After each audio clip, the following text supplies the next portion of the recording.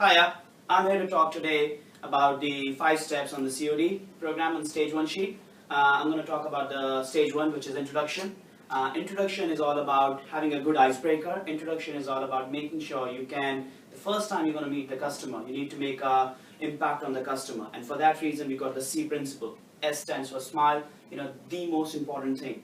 The first thing, the first introduction, the first thing you're going to do for the customer is make sure you have a big smile on your face. Because if you want to have a smile on your face, people want to talk to you. The last thing anyone wants to do is talk to someone who doesn't have a smile on their face. It's free, and the best thing is it can make a straight impact on the customer. The second thing is E, which is eye contact. For me, eye contact makes you look really confident. For me, eye contact makes you look, you are trustworthy, someone who believes in you, and someone who can want to work with you. So it's massively important that when you're talking to the customer, you have a big eye contact, you're looking straight into the customer's eyes, and you can make them believe about what you're going to be doing. The last one is E, which is excitement. It's massively important that you're really excited about what you're doing. Because if you're not going to be excited about what you're doing, how will the customer be excited about it?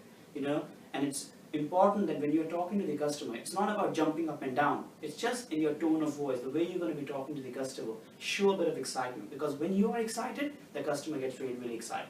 So have a great icebreaker in your introduction, just to start the pitch, just to break the ice, just to start that conversation, and make sure you're using the C principle, smile, eye contact, and excitement in every customer you're going to be talking to. That's the first thing you want to be doing.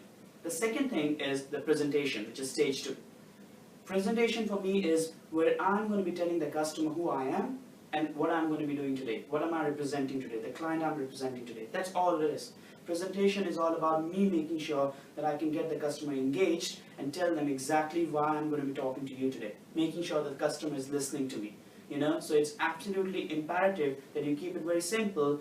Tell them your name and making sure you tell them the client you're representing and what you're trying to achieve and what you're trying to tell them today and what you're trying to be giving them today. And that's all presentation is all about. It's about presenting yourself.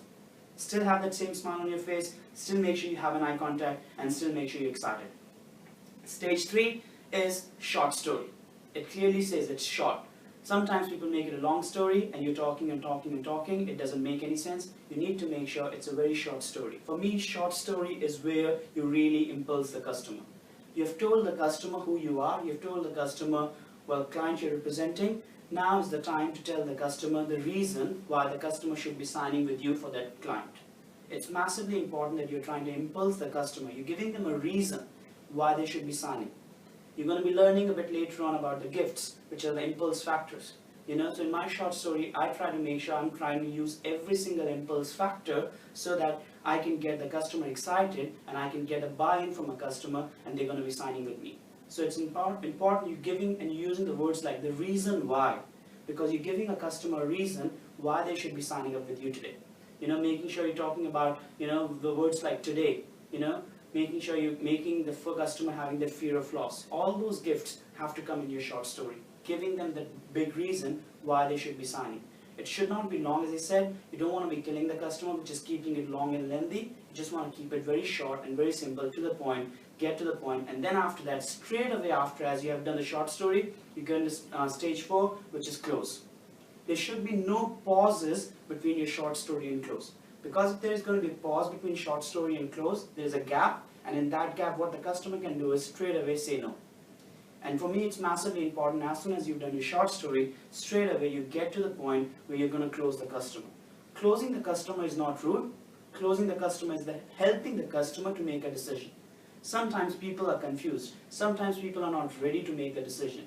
By closing the customer, I'm trying to help the customer to make that commitment. I'm trying to help the customer to sign up with me today because that's exactly the reason I'm talking to the customer. It is the most important point of all the 4 steps. And the reason is because if you're not going to close, what was the point of doing the introduction? Every time I'm talking to every single customer, when I'm doing my introduction, I'm already thinking that before I leave this customer, that I need to be closing the customer.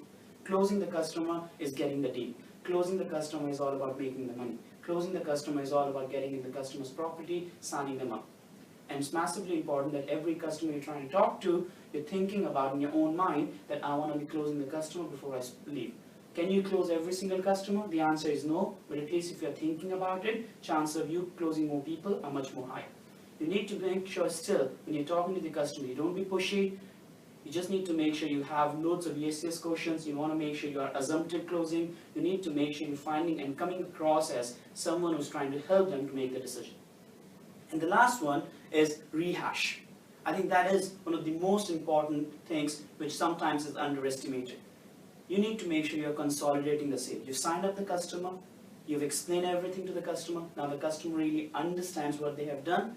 Now before I leave the customer's house, before I leave the customer's property, I need to make sure I double check with the customer that they really get it, what they have signed with me today. Because otherwise what's going to happen is, as soon as I'm going to leave, they're going to cancel because they haven't a clue about what they have done.